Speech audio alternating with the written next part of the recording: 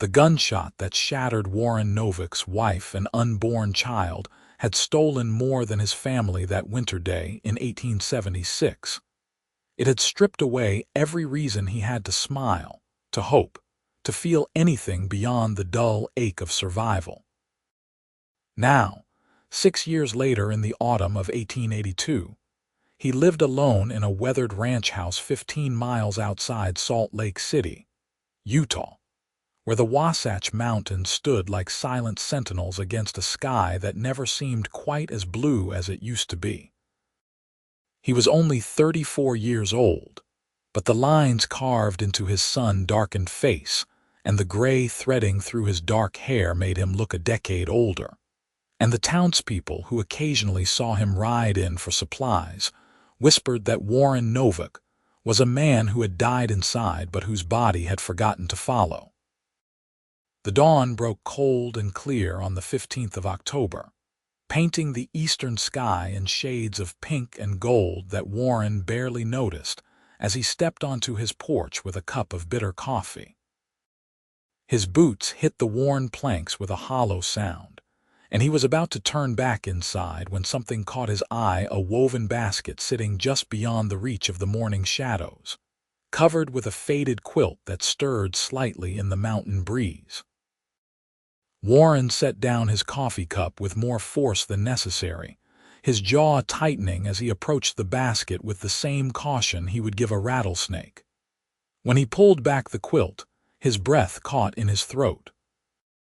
A baby, no more than a few months old, lay swaddled in threadbare blankets, her tiny fists curled against her chest as she slept.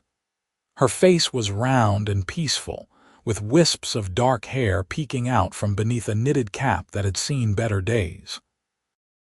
A piece of paper was pinned to the blanket, and Warren's hands shook as he unpinned it and read the hastily scrawled words. "Her name is Rose. I cannot keep her safe. Please." There was no signature, no explanation beyond those desperate words, and Warren stood frozen on his porch as the baby began to stir, her small mouth opening in a yawn that revealed pink gums. He should take her to town, he told himself. The sheriff or the church ladies would know what to do with an abandoned infant. But even as the thought formed, the baby's eyes fluttered open, impossibly blue and clear, and she looked directly at him with an expression so trusting and innocent that something cracked inside his chest. Warren Novak, who had not felt a genuine emotion beyond grief and anger in 6 years, felt his heart lurch painfully as the baby made a soft cooing sound. Before he could stop himself, he was picking up the basket, carrying it inside his house, and wondering what in God's name he was going to do now. The first order of business was figuring out what babies needed, which Warren realized with growing panic he knew absolutely nothing about. His wife Catherine had been 4 months pregnant when she died, and they had talked endlessly about the child they would have, but all those conversations felt like distant dreams now, useless in the face of this very real, very tiny human who was starting to fuss in her basket.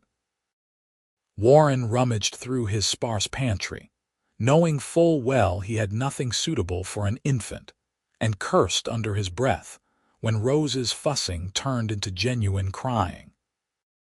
The sound pierced through the silence of his home like nothing had in years, demanding attention, demanding life, demanding that he do something other than exist in his self-imposed isolation. He would have to go to town, and that meant facing people, facing questions, facing the world he had been avoiding for the better part of 6 years. Warren changed into his cleanest shirt, gathered the baby in her basket, and saddled his horse with hands that moved through the familiar motions while his mind raced. Rose had quieted somewhat, but he could hear her making small sounds of distress, and each one felt like a knife to his gut. The ride into Salt Lake City took nearly 2 hours, with Warren stopping twice to check on the baby, who mercifully fell asleep despite the jostle of the horse's gait. Salt Lake City had grown considerably since Warren last paid it much attention, with new buildings rising along the main streets and more people crowding the wooden sidewalks than he remembered. He tied his horse outside the general store, carefully lifted the basket, and pushed through the door with his shoulder, setting off the bell that announced his arrival. The store was blessedly empty except for the proprietor, a middle-aged man named Samuel who had always been decent enough. But it was the woman standing at the counter who made Warren pause.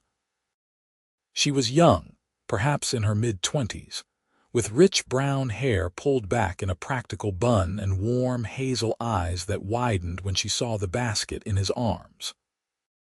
She wore a simple gray dress with a white apron, and there was something immediately capable about her presence, the way she held herself with quiet confidence. When Rose began to cry in earnest, the woman's expression shifted from surprise to concern, and she moved toward Warren without hesitation. "Is that baby all right?" she asked, her voice carrying a melodic quality that made Warren think of Catherine for a painful moment. "May I?" Warren found himself nodding and allowing this stranger to peek into the basket, where Rose was now red-faced and wailing. The woman made a soft clicking sound with her tongue and gently lifted the baby, supporting her head with practiced ease that spoke of experience. She swayed slightly, bouncing Rose with a natural rhythm, and began murmuring soothing nonsense that gradually calmed the infant's cries. "There now, sweet girl, there now," the woman said softly. "You are hungry, are you not, and probably need changing too." She looked up at Warren with those hazel eyes, and he felt pinned by her gaze. "Where is her mother?" "Do not know," Warren said, his voice rough from disuse and emotion. "Found her on my porch this morning with just a note saying her name is Rose." The woman's eyebrows rose, but she did not look judgmental, only concerned. "And you brought her to town. That was the right thing to do." She turned to Samuel. "Do you have any condensed milk? And we'll need bottles, diapers, anything for an infant." Samuel nodded and began gathering supplies while the woman continued to hold Rose, who had settled into whimpering rather than full crying. Warren stood awkwardly, unsure of his role in this suddenly crowded scene, feeling like an intruder in a moment that required warmth and tenderness he no longer possessed. "I am Nora Mitchell," the woman said, glancing at Warren again. "I work for Dr. Pemberton as his nurse. I have some experience with babies. I helped raise my younger siblings after my mother passed." "Warren Novak," he replied, the name feeling strange on his tongue when directed at someone new. "I have a ranch outside town. I was going to bring her to the sheriff or the church." Nora's expression shifted slightly, something thoughtful crossing her features. "The sheriff will likely send her to the orphanage in Ogden, and the church ladies, well-meaning as they are already overwhelmed with the children they are caring for. Winter is coming, and resources are stretched thin." Warren had not considered the practicalities beyond removing the baby from his responsibility. But now, watching Nora hold Rose with such gentleness, he felt an unexpected resistance to the idea of handing her over to strangers. "What would you suggest?"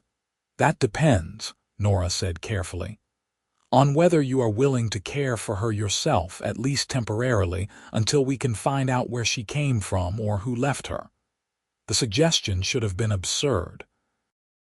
Warren Novak was the last man who should be responsible for a helpless infant. He could barely take care of himself, eating sparingly and sleeping poorly, going through the motions of maintaining his ranch without any real purpose.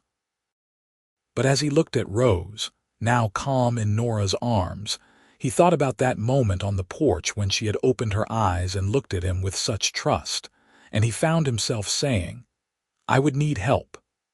Nora smiled, and it transformed her face from merely pretty to genuinely beautiful. I could come out to your ranch for a few hours each day to teach you what you need to know. I finish with Dr. Pemberton by 3 in the afternoon most days, and I have been looking for additional work to save money." Samuel, who had been quietly piling supplies on the counter, cleared his throat. "Nora is the best nurse in the territory. My wife swears by her. If anyone can teach you to care for a baby, Novak, it would be her." Warren felt like he was standing at the edge of a cliff, about to make a decision that would change everything. The safe choice was to hand Rose over to the authorities and return to his isolated existence. The dangerous choice was to invite this woman into his life, even temporarily, and try to care for a child who deserved so much more than a broken man could offer. But when he looked at Rose again, something in his chest insisted that she had been left on his porch for a reason, and walking away now would be another kind of death. "All right," Warren said quietly. "If you are willing, Miss Mitchell, I would appreciate the help." They spent the next hour gathering everything an infant might need, with Nora directing and Samuel fetching items from his well-stocked shelves. Warren watched as the pile grew: bottles and condensed milk, cloth diapers and pins, soft blankets, and a proper cradle that Samuel had in the back room. The cost was more than Warren usually spent in a month, but he handed over the money without complaint, aware that he was committing to something far more expensive than supplies. Nora prepared a bottle while they waited, mixing the condensed milk with warm water in proportions she explained carefully, and then demonstrated how to hold Rose while feeding her. The baby latched onto the bottle with desperate hunger, her small hands coming up to clutch at Nora's fingers, and Warren found himself mesmerized by the simple act of nourishment. When Nora offered to let him try, he hesitated, but she guided his arms into position with gentle but firm touches that made him hyper-aware of how long it had been since anyone had voluntarily made contact with him. Rose looked even smaller cradled in his arms, her weight barely registering, but the warmth of her small body and the sight of her drinking contentedly created a sensation Warren could not quite name. It was not happiness exactly, but it was something other than the numbness he had grown accustomed to, and that alone felt monumental. "You are doing well," Nora said softly, standing close enough that Warren could smell the faint scent of lavender and soap. "See how she trusts you already." Warren did not think trust was something he deserved, but he did not argue. When Rose finished the bottle, Nora showed him how to burp her, and when the baby let out a satisfied sound in a small burp, Warren felt the corner of his mouth twitch in what might have been the ghost of a smile. They loaded the supplies onto Warren's horse, securing them carefully, and Nora volunteered to ride out to his ranch that very afternoon to help him get settled. Warren agreed, giving her directions before heading back with Rose, who had fallen asleep again in her basket. The ride home felt different than the ride into town, though Warren could not quite articulate why. The mountains seemed less oppressive, the sky less empty, and the baby sleeping peacefully in the basket tied to his saddle represented a responsibility he had not asked for, but was beginning to think he needed. Back at the ranch, Warren set about making space for Rose, clearing out the small room that had once been intended as a nursery. Catherine's things were still there, packed away in a trunk he had not opened in years, and touching it now felt like reopening a wound. But he forced himself to lift the lid, to look at the tiny clothes Catherine had sewn, the blankets she had knitted, the hopes and dreams that had died with her. His hands shook as he lifted out a soft white blanket, still perfect after all these years, and he wrapped it gently around Rose, who stirred but did not wake.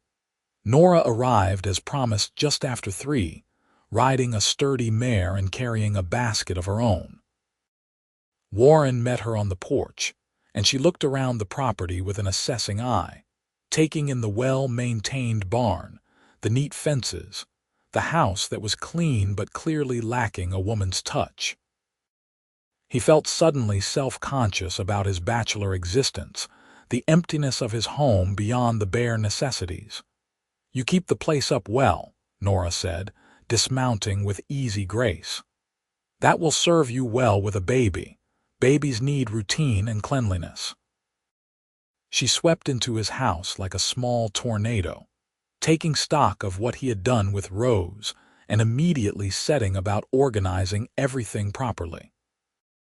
Warren found himself following her instructions without question, learning how to prepare bottles, how to change diapers, how to bathe an infant without drowning her or dropping her. Nora's patience was endless, and she explained everything with clear, practical detail that made the overwhelming seem manageable. Rose woke during the bath demonstration, and Nora let Warren do it under her supervision, his large, calloused hands shockingly gentle as they supported the tiny body in the warm water. The baby kicked her legs and made happy gurgling sounds, and Warren felt that strange, almost smile again, as if his face was remembering how to form expressions it had forgotten. "Why are you doing this?" Warren asked suddenly, as Nora showed him how to swaddle Rose properly. "Helping me, I mean." "You do not know me." Nora paused, her hands stilling on the blanket. "I know enough. Samuel told me what happened to your wife while you were gathering the supplies. I am sorry for your loss, Mr. Novak. But this baby did not ask to be abandoned, and you did not ask to find her, yet here you both are. Sometimes we are given second chances in the most unexpected ways." "I do not deserve a second chance," Warren said, the words harsh and bitter. "I could not protect Catherine." "What makes anyone think I can protect this child?" Nora looked at him with those clear hazel eyes, and Warren felt stripped bare under her gaze. "What happened to your wife was not your fault. Bad men did a bad thing, and you have been punishing yourself ever since. But Rose needs someone, and you are the one who found her. Maybe that means something." Warren wanted to argue, but the words died in his throat. Instead, he watched as Nora finished swaddling Rose and placed her in the cradle, now positioned beside his bed where he could hear her if she cried during the night. The baby looked impossibly small in the space, impossibly fragile, and Warren felt the weight of responsibility settle onto his shoulders like a physical thing.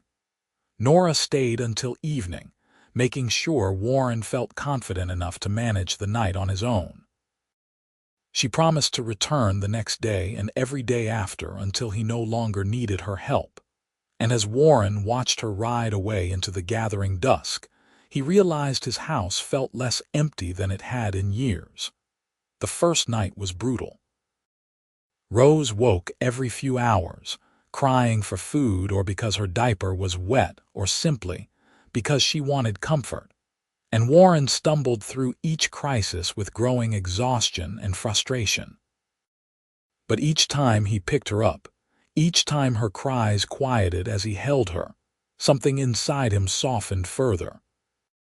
By the time dawn broke, he was running on almost no sleep and had gone through more diapers than seemed physically possible. But Rose was alive and relatively content, and that felt like a victory.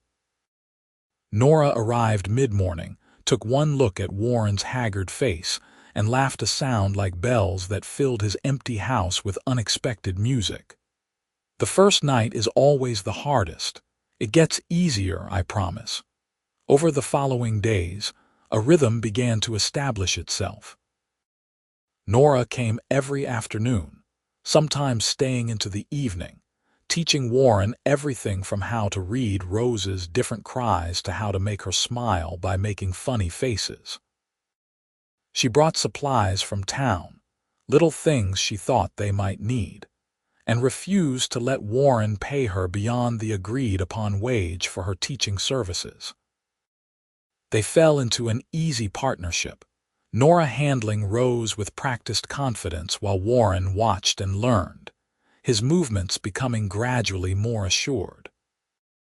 Warren found himself looking forward to Nora's arrivals with an anticipation that had nothing to do with needing help with Rose, and everything to do with the way she brought life into his house.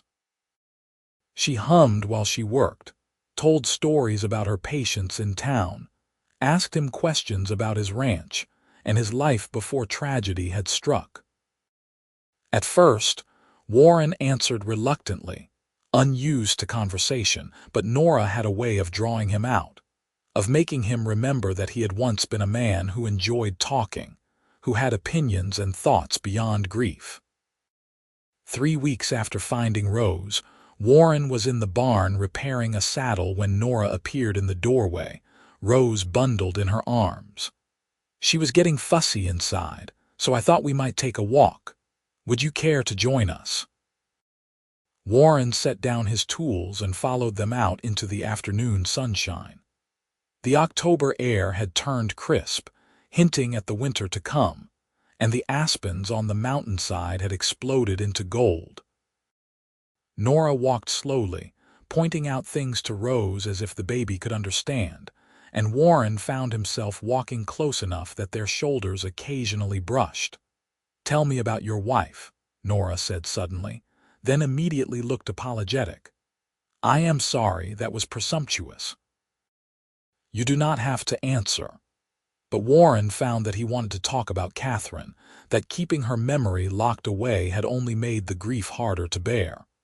Her name was Catherine Alina Novak. We married when I was 26 and she was 23. She was the daughter of a school teacher, smart as a whip, and she could make me laugh like nobody else. We had been married for 2 years when she got pregnant, and we were both so happy. We had built this place together, dreamed about raising a family here. Nora listened without interrupting, her expression gentle and understanding. Warren continued, the words coming easier now. There were men causing trouble in the territory, outlaws who had been driven out of Wyoming. They came to the ranch one winter day while I was out checking fences. I heard the gunshot from a mile away and rode back as fast as I could, but it was already too late. They had demanded money, and Catherine had told them where we kept our savings, but they shot her anyway. She was lying in our kitchen when I found her, and she died in my arms before I could even try to get her to town. "Oh, Warren," Nora breathed, her free hand reaching out to touch his arm briefly. "That is unspeakable. Did they catch the men?" "The law caught 2 of them. They hanged 6 months later. The 3rd one was never found." Warren looked out at the mountains, his jaw tight. "I thought about going after him myself, tracking him down and making him pay. But what would have been the point? Catherine would still be gone. The baby would still be gone. So I came back here and just existed. And stopped smiling," Nora said softly, "stopped living." "Yes," Warren admitted. "I did not see a reason to do either." They walked in silence for a while, Rose dozing peacefully in Nora's arms. Finally, Nora said, "Catherine sounds like she was wonderful." "She would want you to be happy again, Warren. She would want you to live." "How do you know that?" "Because anyone who loved you enough to build a life with you would want you to keep living that life, even after they were gone. That is what love is." Nora stopped walking and turned to face him fully. "Rose needs you, but I think maybe you need her too. Maybe you need to remember how to smile again." Warren looked at this woman who had appeared in his life just 3 weeks ago, who had brought warmth and patience, and something that felt dangerously close to hope, and he felt the walls around his heart crack further. "What if I have forgotten how?" "Then I will help you remember," Nora said simply, and the conviction in her voice made Warren believe her. As November arrived with cold winds and the first threat of snow, Warren found his days falling into a pattern that felt almost normal. He tended his cattle and horses, maintained his property, and cared for Rose with increasing confidence. Nora still came every day, but her lessons had evolved into companionship, both of them sharing the work of caring for the baby and, increasingly, sharing parts of themselves they had kept hidden. Warren learned that Nora had come to Salt Lake City 3 years ago from Ohio, after her mother died, and her father remarried a woman who made it clear Nora was no longer welcome in her own home. She had trained as a nurse in a hospital in Cleveland and had used her skills to secure a position with Dr. Pemberton. She lived in a boarding house near the center of town, saved every penny she earned, and dreamed of one day having a home of her own where she could take in orphan children and give them the family she knew they needed. "Is that why you agreed to help me with Rose?" Warren asked one evening as they sat in his parlor, Rose sleeping in the cradle between them. "Because you want to help orphans, partly," Nora admitted, "but also because I saw something in your eyes that day in the store. You looked like a man drowning, and Rose was a lifeline thrown when you least expected it. I wanted to help you both." Warren felt his throat tighten. "You have helped more than you know." Nora smiled, and Warren noticed how the firelight played across her features, highlighting the gentle curve of her cheek and the warmth in her eyes. He found himself noticing a lot of things about Nora lately: the way she laughed at Rose's baby noises, the efficient grace of her movements, the kindness that seemed to radiate from her without effort. It had been so long since he had noticed a woman in that way, and the realization brought equal parts guilt and longing. "Warren," Nora said, her voice pulling him from his thoughts, "I need to tell you something. I have been asking around town, very discreetly, about anyone who might have left a baby recently. No one has heard anything, and there have been no reports of a missing infant. It is as if Rose appeared from nowhere." "What does that mean?" "It means whoever left her did not want to be found, which could indicate many things. Perhaps the mother was desperate, or perhaps there are circumstances we cannot understand. But it also means that unless someone comes forward, Rose is yours to care for indefinitely. You should think about making that official, about legally adopting her."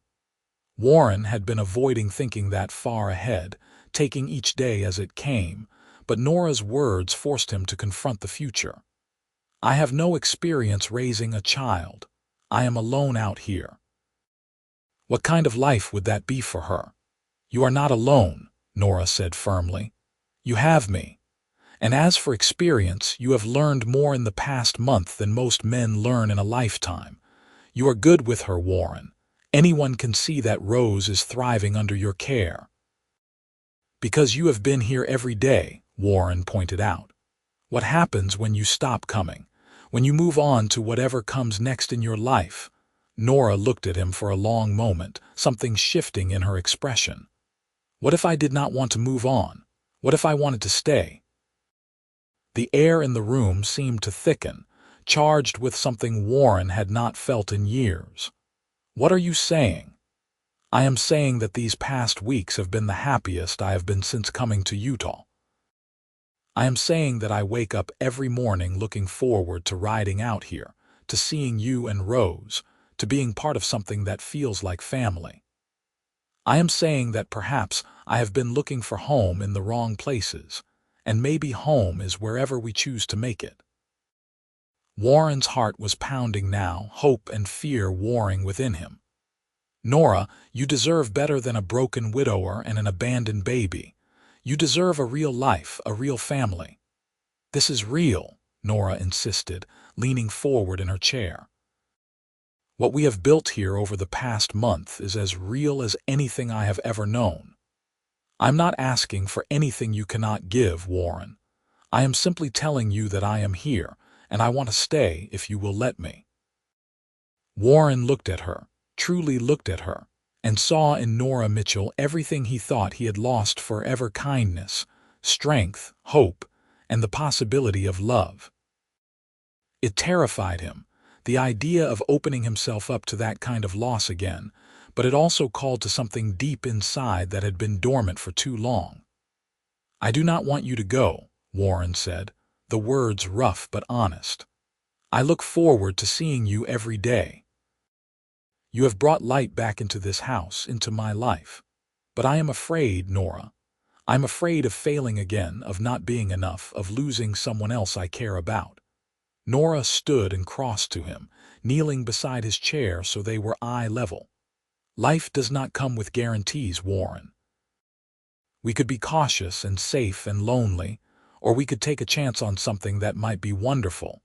I know which one I choose." When she took his hand, Warren's fingers closed around hers instinctively, holding on like she was an anchor in a storm. "I have not courted anyone since Catherine. I do not even remember how." "Then we will figure it out together," Nora said with a smile. "Just like we figured out how to care for Rose together." The first snow came in mid-November, blanketing the ranch in white and making the ride from town more difficult.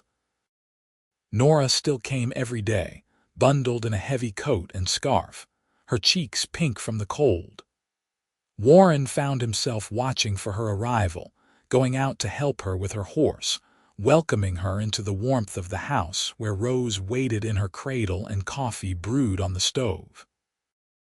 They began to court properly, within the boundaries of propriety but with growing affection. Warren would save interesting stories from his day to tell Nora when she arrived. Nora brought small gifts, a book she thought he might enjoy, special foods from town, a rattle for Rose. They sat close together in the evenings, their shoulders touching as they watched the baby sleep. And sometimes Warren would reach over and take Nora's hand, marveling at how natural it felt. Rose was growing rapidly, becoming more alert and responsive. She had begun to smile, her whole face lighting up with joy when she saw Warren or Nora, and the sound of her laughter filled the house with music. Warren found himself doing ridiculous things to make her laugh, funny faces, silly sounds, and one day, Nora gasped and pointed at him. "You are smiling," she said, wonder in her voice. "Warren, you are really, truly smiling." Warren reached up to touch his face, feeling the unfamiliar pull of muscles that had not been used in years, and realized she was right. The expression felt strange and new and absolutely right, and when he looked at Nora and Rose, his family in all but name, the smile widened into something genuine and full. "I suppose I am," he said, and the joy in Nora's answering smile made his heart feel like it might burst. As December arrived and Christmas approached, Warren made a decision. He rode into town one morning, leaving Rose with Nora, and went to see the sheriff about beginning adoption proceedings for Rose. The paperwork was complicated, and the sheriff warned him it might take months to finalize, but Warren did not care. Rose was his daughter in every way that mattered, and he would make it legal. His next stop was the jeweler, a small shop tucked between the bank and the post office. The proprietor, an old German man named Klaus, raised his eyebrows when Warren explained what he wanted, but his expression quickly shifted to approval. "You are ready to ask her, then?" Klaus asked, pulling out a tray of rings. "I do not want to wait any longer," Warren said. "Life is too short and too uncertain. I have already lost 6 years to grief. I do not want to lose any more time."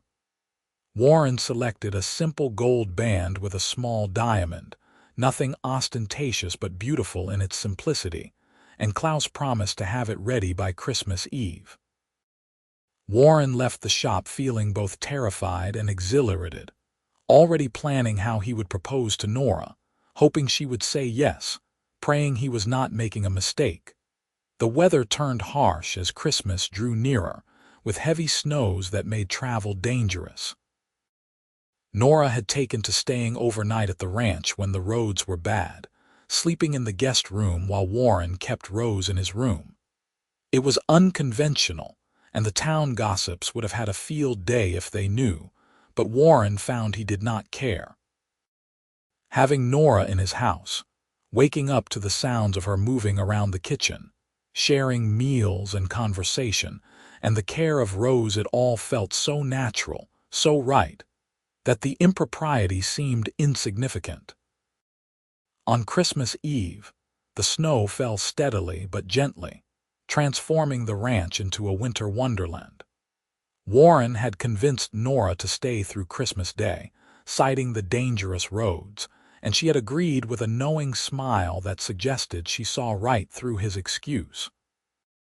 Rose was nearly 3 months old now, and they had made a special effort to make the holiday festive for her, even though she was too young to understand. Nora had baked cookies and bread, filling the house with the scents of cinnamon and sugar. Warren had cut down a small pine tree and set it up in the parlor, and together they had decorated it with strings of popcorn and paper ornaments. Rose lay on a blanket beneath the tree, gurgling happily at the flickering candles reflected in the glass ornaments, and Warren thought he had never seen a more perfect Christmas scene. After they had eaten dinner and put Rose to bed, Warren and Nora sat before the fire with cups of hot cider, the house peaceful and warm around them. Warren's hand kept straying to his pocket where the ring box waited, his heart hammering against his ribs as he tried to find the right words. "Nora," he began, his voice unsteady, "these past 2 months have been the most important of my life. You came into my world when I was barely living, and you taught me how to hope again, how to feel again.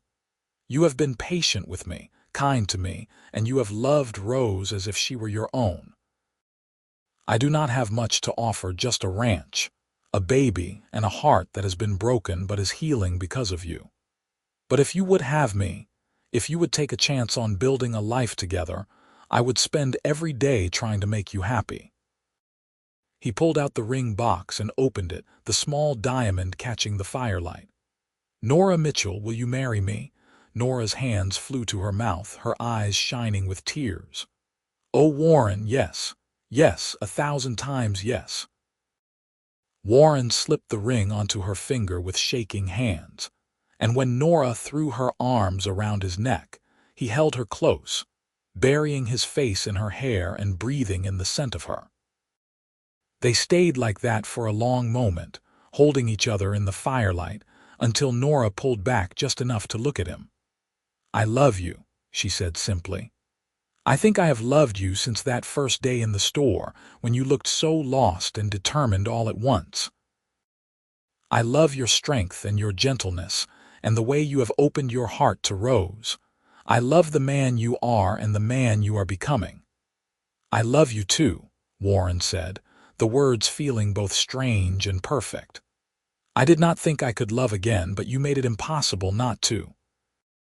They kissed then, a gentle joining that promised everything and demanded nothing, and Warren felt the last of the ice around his heart finally melt away. When they finally broke apart, both smiling like fools, Rose let out a cry from the bedroom, and they laughed at the timing. "Our daughter has impeccable timing," Nora said, and the words "our daughter" made Warren's heart soar. They tended to Rose together, changing her and feeding her and settling her back to sleep, and when Warren climbed into his own bed that night, he stared at the ceiling with a sense of contentment he had not felt in years. His house was no longer empty. His heart was no longer frozen. He had a daughter and a fiancé, and the future that had seemed so bleak and pointless now stretched before him full of possibility. They married in February of 1883, in a small ceremony at the Salt Lake City church, with Dr. Pemberton standing as Nora's witness and Samuel from the general store standing as Warren's. Rose was 4 months old, gurgling happily in Nora's arms as the preacher pronounced them husband and wife, and when Warren kissed his bride, he felt complete in a way he had not thought possible.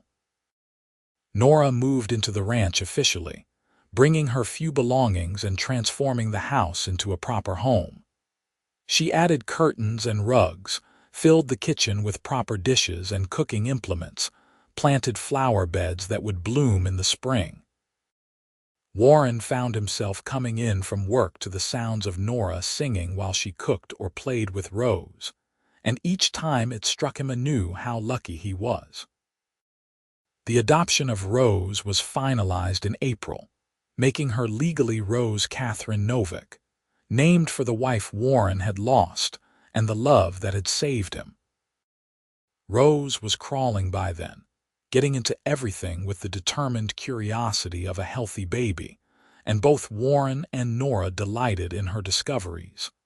Life fell into a rhythm that felt both ordinary and miraculous. Warren worked the ranch, expanding his herd and making improvements to the property. Nora continued to work for Dr. Pemberton 3 days a week, bringing in extra money and maintaining her nursing skills, while Warren cared for Rose on those days with growing confidence. They shared the household work, the childcare, the decisions big and small, partners in every sense of the word. The first time Nora told Warren she was pregnant, in the summer of 1883, he felt a complicated swirl of emotions: joy, fear, excitement, and the lingering shadow of loss. Nora saw the fear in his eyes and took his hands in hers. "This is not the same as before," she said firmly. "I am healthy, Dr. Pemberton will take excellent care of me, and you are here. We are going to have a baby, Warren, and it is going to be wonderful." Warren wanted to believe her, but the fear persisted through the pregnancy, making him hover anxiously over Nora even when she laughed and told him to stop fussing. When her belly began to swell and Rose would pat it curiously, Warren would sometimes wake in the night from dreams where he lost both Nora and the baby, and only Nora's steady breathing beside him would calm his racing heart. Dr. Pemberton was aware of Warren's history and made extra efforts to reassure him, explaining everything about Nora's pregnancy in detail and promising to be present for the birth. As Nora's due date approached in late February of 1884, Warren found himself barely able to concentrate on anything else, and Nora finally sat him down and made him listen.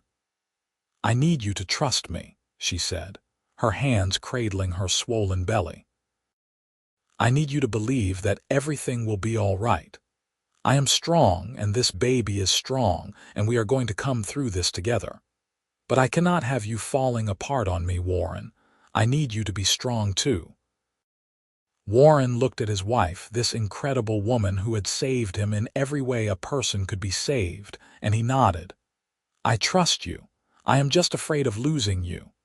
"You will not lose me," Nora promised. "We have too much life left to live together."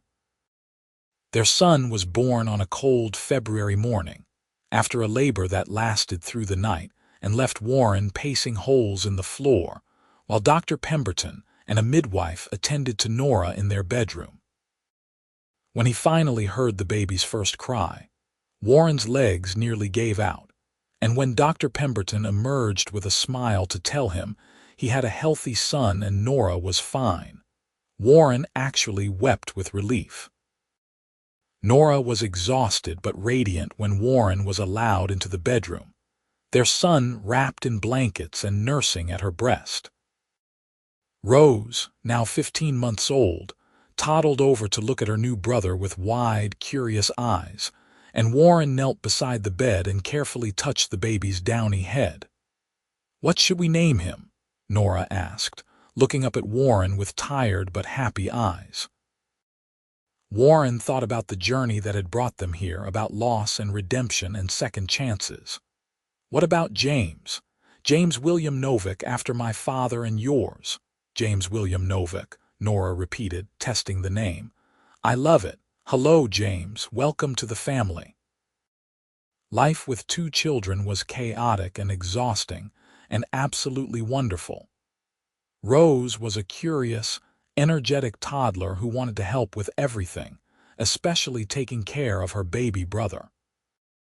James was a calm baby who slept well and ate well, and Warren often found himself simply watching his family with a sense of awe that this was his life now. The ranch continued to prosper, and Warren hired a young man named Tommy to help with the heavier work, giving himself more time with his family. Nora had stopped working for Dr. Pemberton after James was born, focusing on the children and the household, though she still occasionally helped with medical emergencies in town when needed. The seasons turned, bringing the rhythms of ranch life, calving in spring, haying in summer, roundup in fall, hunkering down in winter. Rose grew into a bright, talkative child who followed Warren everywhere, asking endless questions about the horses and cattle.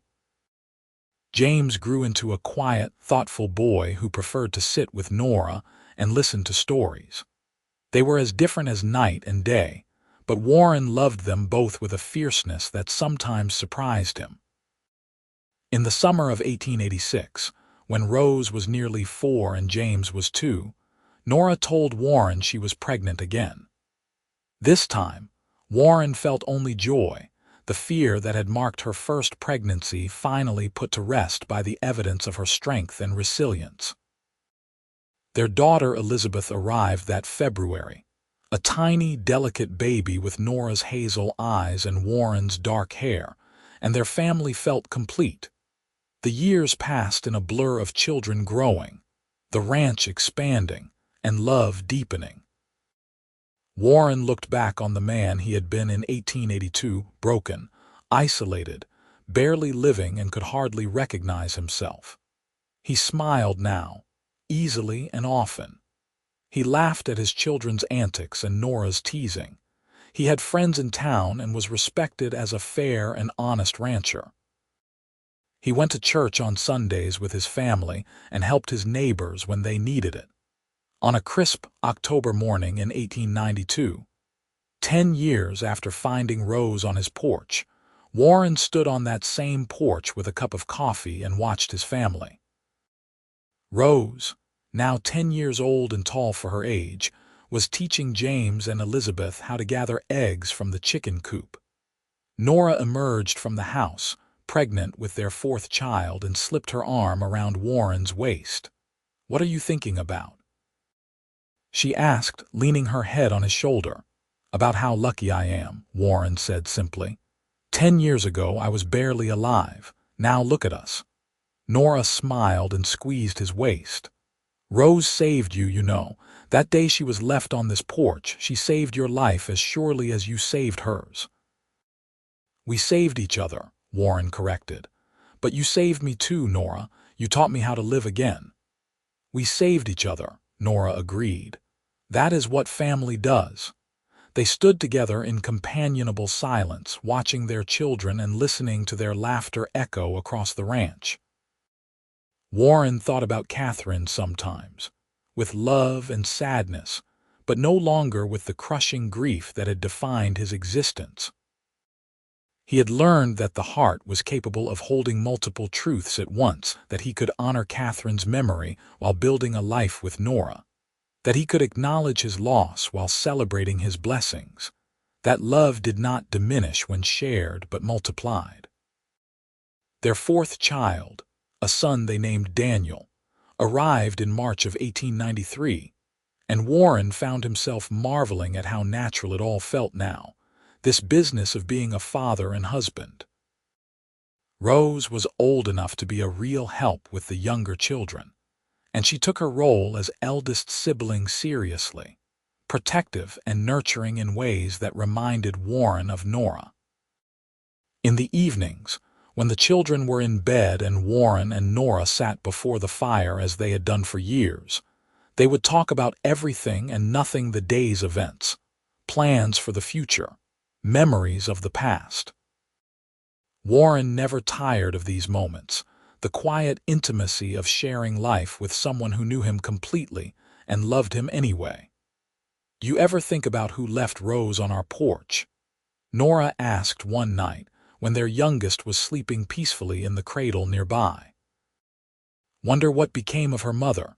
"Sometimes," Warren admitted. I hope whoever it was found peace, found a better life. I hope they know that Rose is loved and safe and happy.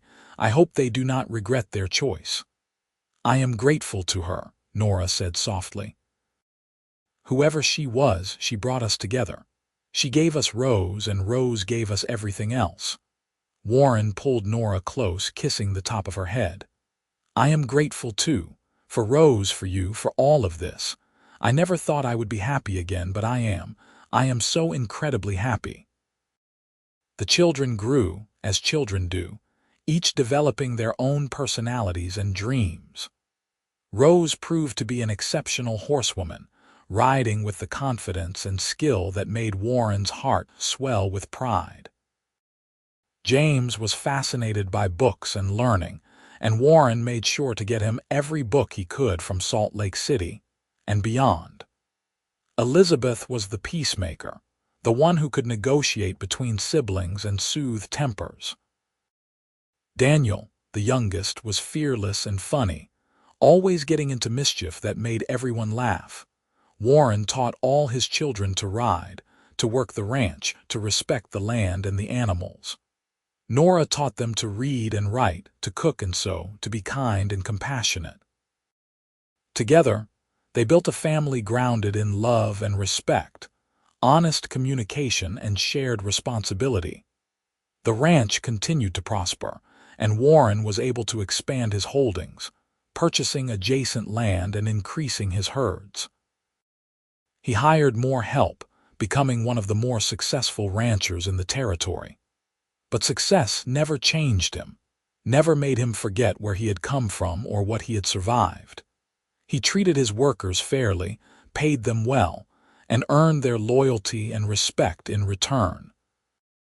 In 1896, Utah became a state, and the territory Warren had known was transformed. The Wild West was fading, giving way to civilization and progress, but there were still open spaces and wild places where a man could raise his family in relative peace. Warren took his family into Salt Lake City for the statehood celebration, and they watched the parades and fireworks with wonder. Rose was 14 then, on the cusp of womanhood, and Warren noticed with a father's protective eye that young men were beginning to notice her. James was 12, serious and studious, already talking about maybe becoming a doctor or lawyer. Elizabeth was 10, sweet and gentle, while Daniel at 7 was all energy and enthusiasm. Nora was 39, still beautiful in Warren's eyes, her hair now streaked with silver but her smile as bright as ever. "Can you believe we have been married for 13 years? Nora asked that night as they prepared for bed, the children finally asleep after the excitement of the day. "Best 13 years of my life," Warren said, pulling her into his arms. "Well, the best 16 years, counting from when I found Rose." "Our miracle baby," Nora said, glancing toward the room where Rose slept. "She is growing up so fast, Warren. Soon she will be thinking about marriage and leaving us." "Do not remind me," Warren groaned. "I am not ready to think about some young man taking my daughter away." Nora laughed and kissed him. "You will survive it just as you have survived everything else. We both will." The years continued their relentless march forward. Rose did indeed attract suitors, and Warren found himself in the unfamiliar position of sitting on the porch with a rifle across his lap, glaring at young men who came calling. Nora would laugh at him and invite the boys in for lemonade, assessing them with the same sharp intelligence she applied to everything. When Rose was 18 and announced she wanted to marry a young rancher named Thomas Flynn, Warren initially balked, but Nora convinced him that Thomas was a good man who would take care of their daughter. The wedding was in the spring of 1900, a joyous celebration that filled the ranch with friends and family. Warren walked Rose down the aisle of the little church, his heart breaking and soaring simultaneously as he placed her hand in Thomas's. Rose looked radiant in her white dress, so grown up from the tiny baby he had found on his porch 18 years earlier, and when she hugged him after the ceremony and whispered, "Thank you for being my father," Warren's eyes filled with tears. James left for university in 1902, determined to become a doctor, and Warren and Nora drove him to Salt Lake City with a wagon full of books and supplies. Saying goodbye to his son was harder than Warren had anticipated, but he was proud beyond words of James's ambition and intelligence. Elizabeth married in 1904, choosing a schoolteacher from town who shared her gentle nature and love of learning. Daniel, the youngest, showed every sign of following in Warren's footsteps, passionate about the ranch and determined to modernize it with new techniques and equipment. By 1906, Warren was 58 years old and feeling the weight of his years. His hair was completely gray, his face lined by decades of sun and wind, but his eyes were clear and his smile came easily. Nora was 49, still beautiful and vibrant, the center of their large extended family. Rose had given them 3 grandchildren, with another on the way. James had completed his medical training and opened a practice in Salt Lake City. Elizabeth was teaching school and expecting her first child. Daniel was 23 and running much of the ranch's day-to-day operations, allowing Warren to slow down a bit. On October 15, 1906, exactly 24 years after finding Rose on his porch, Warren sat in his rocking chair with baby Catherine, Rose's youngest daughter, named for Warren's first wife, on his lap while Nora sat beside him with her knitting. The evening was peaceful, the ranch quiet except for the normal sounds of animals settling for the night. 24 years, Warren said softly, bouncing the baby gently. 24 years since that morning when I found Rose and my whole life changed. The best 24 years, Nora said, reaching over to squeeze his hand. We have built something wonderful, Warren. A family, a legacy, a life full of love. I never thought I would smile again, Warren said, looking at his wife with all the love he felt written on his face. But you taught me. You and Rose and all our children. You taught me that hearts can heal, that love can bloom even in the darkest soil, that life is worth living even after loss. Nora set down her knitting and leaned over to kiss him, mindful of the baby between them. And you taught me what it means to be truly loved, to be part of something bigger than myself. You gave me the home and family I always dreamed of. Little Catherine gurgled happily, and Warren looked down at her with a soft smile, the smile that had become so natural over the years that he barely remembered a time when it was foreign to his face. He thought about the man he had been, broken and alone, and the man he had become, surrounded by love and family and purpose. He thought about Catherine, his first love, and sent a silent prayer of gratitude that she had been part of his life, even briefly. And he thought about Nora, his second chance, his partner, his best friend and greatest love, and felt nothing but thankfulness for every day they had together. "Come on," Nora said, standing and reaching for the baby. "Let us go inside. Rose and Thomas will be here soon for dinner, and I want everything ready."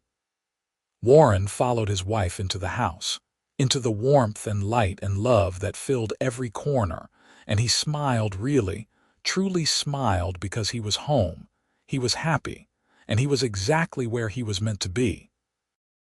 The baby that had been left on his porch 24 years ago had been the catalyst for everything good in his life, the tiny miracle that had forced him to choose life over mere existence. And that choice, made in a moment of unexpected compassion on a cold October morning, had led to this: a life rich with meaning, a heart full of love, and a smile that came as naturally as breathing. The dinner that night was loud and chaotic, filled with the sounds of family, children laughing, adults talking over each other, the clatter of dishes and the warmth of shared food. Warren sat at the head of the table, Nora at his right hand, and looked around at the faces of his children and grandchildren. Rose caught his eye and winked, understanding passing between them, the unspoken acknowledgement of the journey they had shared from that first morning to this moment. After dinner, when the dishes were cleared and the children were playing outside in the last light of day, Warren and Nora stood on the porch together, just as they had done countless times over the years. Warren put his arm around his wife, pulling her close, and they watched their family with the contentment of people who had lived fully and loved deeply. "You know what I realized today," Warren said quietly, "that I have been happy for longer than I was sad. The years with you and the children have far outnumbered those dark years after Catherine died. That feels significant somehow." "It is significant," Nora agreed. "It means you chose life, Warren. You chose to keep going, to open your heart again, to take a chance on love. That takes courage." "I had help," Warren said, kissing the top of her head. "I had a baby who needed me and a woman who believed in me. I could not have done it without you both." They stood in comfortable silence for a while, watching the sunset paint the sky in shades of orange and pink. The mountains stood eternal in the distance, witnesses to all the joys and sorrows of human life, and Warren felt connected to something larger than himself, to the land, to his family, to the great chain of love and loss and renewal that defined the human experience. "Do you ever wonder what our lives would have been like if Rose had not been left on your porch that morning?" Nora asked. "If you had never gone to town that day, or if I had not been in the store?" "Sometimes," Warren admitted. "But I try not to dwell on it because this is the life we have, and it is better than anything I could have imagined. Every choice we made, every moment that led us to each other, it all matters. It all brought us here." "I am glad we are here," Nora said simply. "Together." "Me too," Warren said. "More than I can ever express." As the stars began to appear in the darkening sky, the family gradually gathered back inside, preparing to say their goodnights. Rose hugged her father tightly before leaving, her children already asleep in the wagon that Thomas had brought. James, visiting from the city for the anniversary dinner, shook Warren's hand and thanked him for the example he had set. Elizabeth kissed both her parents on the cheek, her gentle nature evident in every gesture. Daniel, who lived in a cottage on the property with his new wife, promised to check on the cattle first thing in the morning. When everyone had finally departed, and the house was quiet again, Warren and Nora prepared for bed with the easy familiarity of two people who had shared a life together for more than 2 decades. Warren watched Nora brush her hair, the silver strands catching the lamplight, and felt his heart swell with love for this woman who had saved him. "I love you," he said, the words still carrying weight even after being said thousands of times. "Thank you for taking a chance on a broken widower and an abandoned baby." Nora turned from the mirror and crossed to him, cupping his face in her hands. "Thank you for letting me in, for trusting me with your heart, for building this beautiful life with me. I have never regretted a single moment." They kissed softly, tenderly, a reaffirmation of vows spoken long ago and lived every day since. When they finally climbed into bed, Warren pulled Nora close, her back against his chest, his arm draped over her waist. This was his favorite position, the way they had slept for years, and the steady rhythm of her breathing was the lullaby that carried him into dreams. Warren's last conscious thought before sleep claimed him was one of profound gratitude for Rose, who had been the catalyst for his resurrection, for Nora, who had been his salvation, for his children, who had given his life purpose and meaning, and for the grace that had allowed him to find happiness again after believing it was lost forever. The years continued to unfold with the predictable unpredictability of life. There were challenges: a harsh winter that killed some cattle, a drought that tested their resilience, the inevitable conflicts that arose in any family. But through it all, Warren and Nora faced everything together, their partnership growing stronger with each passing season.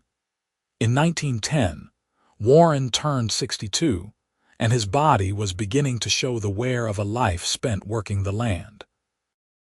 His joints ached in the mornings, and he moved with less speed than he once had, but his spirit remained strong. Daniel had taken over most of the physical work of the ranch, allowing Warren to serve more as an advisor and mentor, and he found he enjoyed this new role, teaching his son everything he knew about the land and the animals. Rose and Thomas had 5 children by then, a rambunctious brood that brought energy and chaos whenever they visited. James had married a fellow doctor, and they had 2 children, both showing signs of their parents' intelligence. Elizabeth and her husband had 3 quiet, bookish children who delighted in their grandmother's stories. The ranch that had once been so silent and empty now rang with the sounds of family at every gathering, and Warren never tired of it. Nora, at 53, had slowed down very little, still managing the household with efficiency and caring for their grandchildren with the same patience and love she had shown their own children. Her hair was completely silver now, but her eyes were as bright and sharp as ever, and Warren thought she had never been more beautiful. On their 30th wedding anniversary in February 1913, Warren arranged for all their children and grandchildren to gather at the ranch for a celebration. The house could not hold everyone, so they set up tables in the barn, decorated with flowers and lanterns, creating a warm and festive space despite the winter cold outside. As Warren looked around at the gathering, at Rose, now 31 and still beautiful, at James in his fine suit and doctor's bearing, at Elizabeth with her gentle smile, at Daniel so capable and strong, at all the grandchildren running and playing, he felt overwhelmed by the richness of his life. This had all started with one abandoned baby and one desperate decision to keep her, to try to open his heart one more time. Warren stood and tapped his glass, calling for quiet. The room gradually settled, all eyes turning to him, and he cleared his throat, suddenly emotional. "I am not much for speeches," he began, his voice rougher than usual. "But I wanted to take a moment to thank all of you for being here, for being the family that Nora and I have been blessed to build. 30 years ago, I married the woman who saved my life, who taught me how to smile again after I thought I had forgotten how. And 8 years before that, a baby was left on my porch at Daybreak, and she became the daughter of my heart, the catalyst for everything good that has happened since." He looked at Rose, who had tears in her eyes. "Rose, you saved me when I did not know I needed saving. You gave me a reason to keep living, to try to hope. And Nora," he turned to his wife, taking her hand, "you showed me that hearts can heal, that love can grow from the ashes of loss, that life is always worth living if you have someone to share it with." Warren raised his glass. "To family, to love, to second chances, and to all the days ahead that we will face together. Thank you for making an old cowboy the happiest man alive." The room erupted in cheers and applause, and as Warren sat down, Nora leaned over and kissed him, her eyes shining with tears and joy. Rose came to hug them both, and soon they were surrounded by their children and grandchildren, all wanting to express their love and gratitude. The party lasted late into the night, filled with music and dancing, stories and laughter. Warren danced with Nora, moving slowly but steadily, holding his wife close and marveling at how much joy could be contained in a single evening. He danced with Rose, remembering her as a tiny baby in his arms and with his other daughters and granddaughters, each one precious and unique. As the evening wound down and families began to head home or to the guest rooms Warren and Nora had prepared, Warren found himself back on the porch where it had all started. Nora joined him there, wrapped in a warm shawl, and they stood looking out at the winter night. "It has been a good life," Warren said quietly. "Better than I ever dreamed possible." "The best life," Nora agreed. "And it is not over yet. We still have years ahead of us, more grandchildren to meet, more memories to make." Warren pulled her close, and they stood together in the cold night air. Two people who had found each other against all odds and built something beautiful from the ruins of loss. The stars wheeled overhead, the mountains stood eternal, and inside the house, their family slept, secure in the love that Warren and Nora had created and nurtured for 3 decades. The months turned into years with the inexorable passage of time. Warren slowed down further, his body finally demanding the rest it had earned, but his mind remained sharp and his heart remained full. He spent his days in his rocking chair on the porch when the weather was fine, watching Daniel run the ranch with skill and innovation, greeting grandchildren and great-grandchildren who came to visit, and talking with Nora about everything and nothing. In the spring of 1918, as the world was embroiled in a terrible war across the ocean, Warren celebrated his 70th birthday surrounded by 4 generations of family. Rose was 36 now, a grandmother herself. James had become one of the most respected doctors in Utah. Elizabeth was teaching her own grandchildren to read. Daniel and his wife had 6 children and were expecting their 7th. The family had grown beyond anything Warren had imagined, a sprawling network of love and connection that stemmed from that single morning 36 years ago when a baby had been left on his porch. Warren's health began to decline that summer, nothing dramatic, but a general fading that both he and Nora recognized. Dr. James examined his father regularly, but could offer no cure for the simple fact of aging. Warren accepted it with grace, feeling no fear of death, only gratitude for the years he had been given. On an October evening, with Nora beside him and his children gathered close, Warren looked around at the faces of the people he loved most in the world and felt at peace. Rose sat closest, holding his hand, the bond between them as strong as it had been from that first morning. "I need you all to know something," Warren said, his voice weak but clear. "Finding Rose was the moment my life truly began. Everything before that was just preparation, and everything after has been a gift. I want you to remember that there is always hope, always a chance for redemption, always the possibility of love even in the darkest times. Do not ever give up on each other or on yourselves." There were tears, but also smiles, because Warren had lived fully and loved completely, and there was no tragedy in a life so well lived coming to its natural end. He spent his final days surrounded by family, holding Nora's hand, listening to the voices of children and grandchildren, remembering every precious moment that had brought him to this place. Warren Novak died peacefully on October 15, 1918, exactly 36 years after finding Rose on his porch, with Nora beside him and Rose holding his other hand. His last words were, "Thank you for teaching me how to smile again," and his face wore a peaceful smile as he drew his final breath. The funeral was attended by hundreds of family, friends, people from all over Utah who had known Warren and respected him. They told stories of his generosity, his integrity, his quiet strength, and the way he had rebuilt his life after tragedy.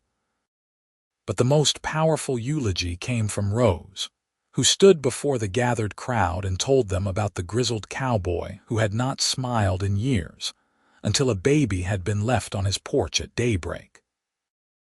My father taught me that we are defined not by what happens to us, but by how we respond to it, Rose said, her voice strong despite her tears. He lost everything, but he chose to open his heart one more time. He chose to love again, to risk pain again, to believe that life was still worth living. And because of that choice, because of his courage and his capacity for love, all of us are here. We are his legacy, and we will carry forward the lessons he taught us about resilience and hope and the transformative power of love. Nora stood beside Rose throughout the service, her face composed despite the devastating loss of her partner of 35 years. After the burial, as family and friends offered their condolences, she remained strong, but when everyone had finally departed and she returned to the ranch that had been her home for so long, she allowed herself to grieve. The house felt impossibly empty without Warren, despite being full of memories of him. Nora wandered through the rooms, touching his things, remembering moments they had shared, feeling the weight of loss pressing down on her. But she also felt his presence, in the laughter of grandchildren playing in the yard, in the strength of the family they had built together, in the legacy of love they had created. Nora lived for another 8 years, surrounded by family, serving as the matriarch of the sprawling Novak clan. She told stories about Warren to anyone who would listen, keeping his memory alive not as a man who had died, but as a man who had truly lived. She watched great-grandchildren be born, saw the ranch continue to prosper under Daniel's management, and took comfort in the knowledge that Warren's legacy was secure. When Nora passed away peacefully in her sleep in 1926 at the age of 69, the entire family gathered once again to mourn and celebrate. She was buried beside Warren, their graves marked with a simple stone that read, "Warren and Nora Novak, they chose love." And beside their graves was a small marker for the unnamed mother who had left a baby on Warren's porch, placed there by Rose as a thank you to the woman who had brought them all together. Rose lived to be 83, dying in 1955, and on her own deathbed, she told her grandchildren the story one more time, the story of the grizzled cowboy who had not smiled in years, until she had been left on his porch at daybreak, and how that one act had rippled out to create a family that now numbered in the hundreds. She made them promise to remember, to tell the story to their own children, to never forget that even the darkest moments can be the doorway to the greatest joy. And they did remember. Generations of Novaks told the story of Warren and Nora, of Rose and that October morning, of loss and redemption, and the extraordinary power of choosing love over despair. The ranch remained in the family for decades, eventually becoming a historic landmark, and visitors would stand on the porch where Rose had been found and imagine that moment when everything changed. The story became a legend in Utah, told and retold, embellished and simplified, but at its core always true. That a man who had forgotten how to smile learned to love again because of a baby left on his porch at daybreak, and that love transformed not just his life but the lives of everyone who came after. It became a story about second chances, about the resilience of the human heart, about the way that choosing to open yourself to love even after devastating loss can create something beautiful and lasting. And somewhere, in whatever comes after this life, Warren Novak smiled as he watched his descendants carry forward the lessons he had learned in that weathered ranch house in the shadow of the Wasatch Mountains. He had started as a man who had lost everything, become a man who had found everything, and left behind a legacy that would endure for generations. The baby left on his porch had saved him, and in saving him had helped create a family built on the foundation of love choosing itself over and over again, every day in every moment, for all the years that followed.